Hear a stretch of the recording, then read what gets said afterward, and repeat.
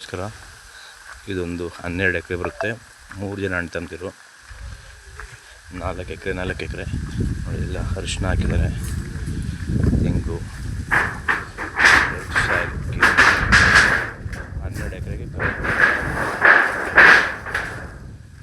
ಬೋರವೆ. 3 ಬೋರ್ಗೂ ಒಳ್ಳೆ ನೀರವೆ. ಈ ಕಡೆ ಶುಂಠಿ ಹಾಕವ್ರೆ. ನೋಡಿ, ರೆಡ್ ಸಾಯಿಲು, ಒಳ್ಳೆ ನೀರಿದೆ. ಒಳ್ಳೆ ವ್ಯೂ.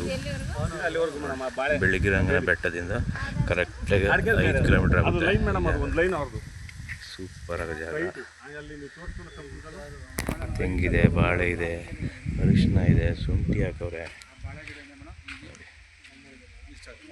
ಬಾಳೆ ಇದು ಸ್ವಲ್ಪ ಬ್ರೌನ್ ಇದೆ ಅಮ್ಮ, ಅದು ರೆಡ್ ಇದೆ.